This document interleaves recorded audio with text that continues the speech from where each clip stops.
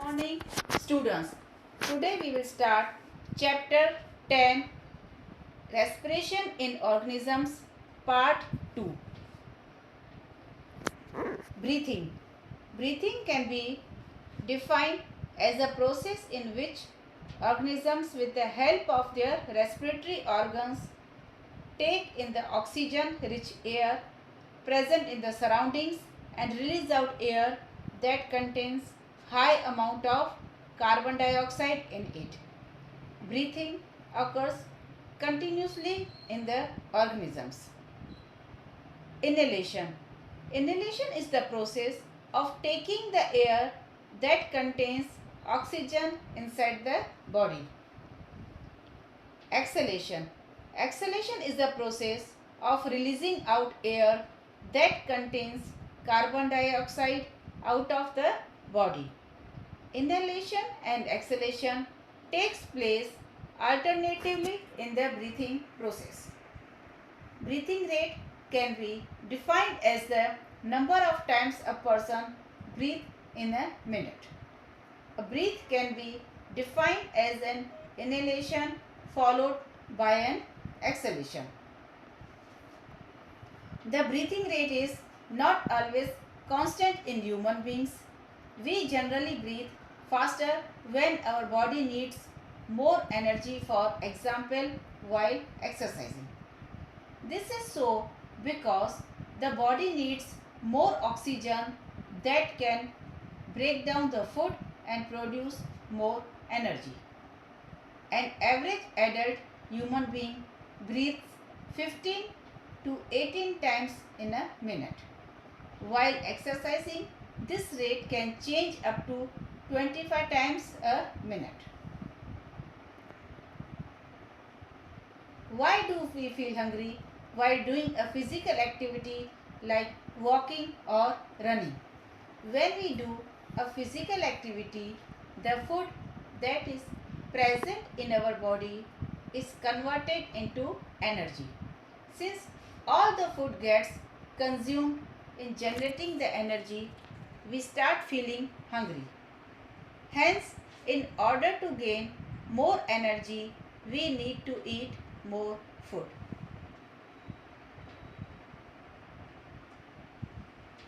Mechanism of breathing in human beings. We take in the air present in the environment through our nostrils while travels through the nasal cavity. Then it moves through the windpipe and reaches the lungs.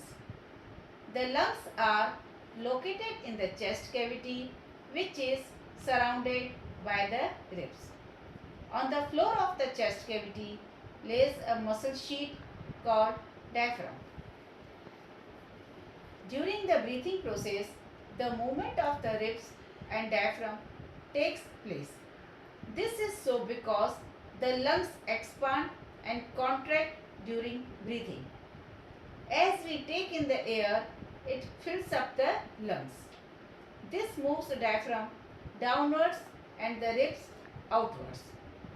The lungs, when releasing out air from the body, which brings back the diaphragm and the ribs to their original positions.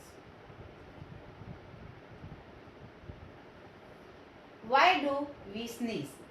As we inhale the air present in the surroundings, sometimes various unwanted elements such as smoke and dust are also included in it.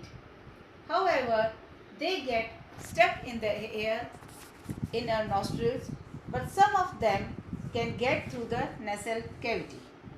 Thus, cause irritation in the nasal cavity, which makes us sneeze.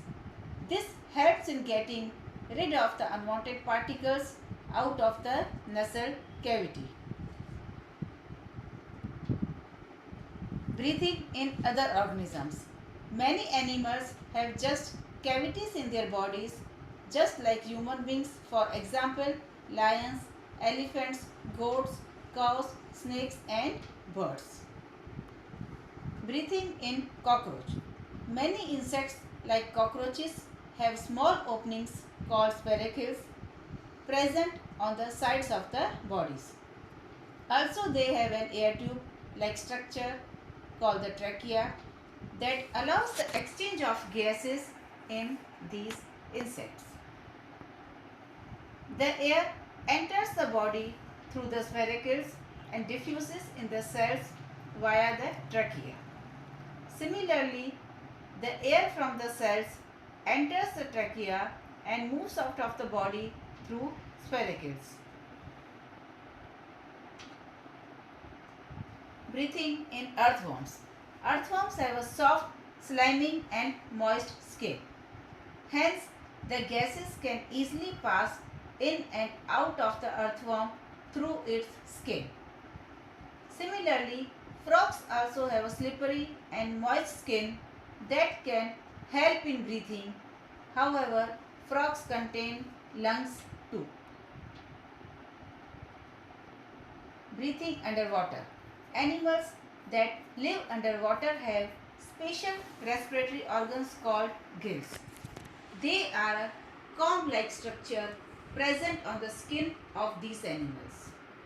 Gills allow the exchange of gases between animals and the water easily. Some animals, called the amphibians, can breathe on land by lungs and through moist skin under water. For example, frogs and toads. Now, respiration in plants. We know that plants also respire.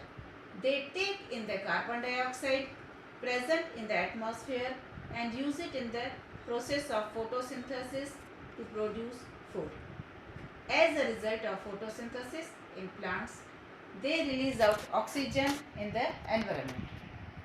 All the parts of the plants can independently respire, that is, they can take in the carbon dioxide and release oxygen on their own.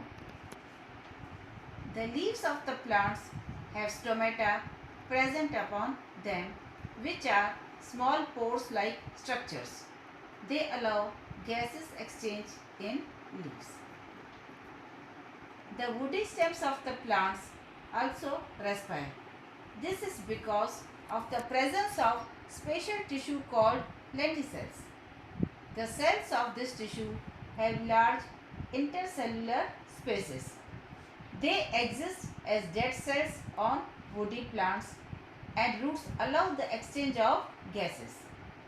The bark of trees, although is impermeable to gases, hence these tissues serve an important purpose of respiration in the stems. As the name suggests, lenticels have a lens-like shape. The roots of the plants have hair-like structures on them, hence they can absorb the air present in the soil. Why plants can die if overwatered? We know that the roots get oxygen from the soil. We also understand that the air in the soil is present between the soil particles. Along with the air, soil also contains some water or moisture. If we overwater the plants, the spaces between the soil particles get clogged. As a result, the roots will not be able to get enough air and the plant can die. Roots can absorb the air from the soil. Thank you, students.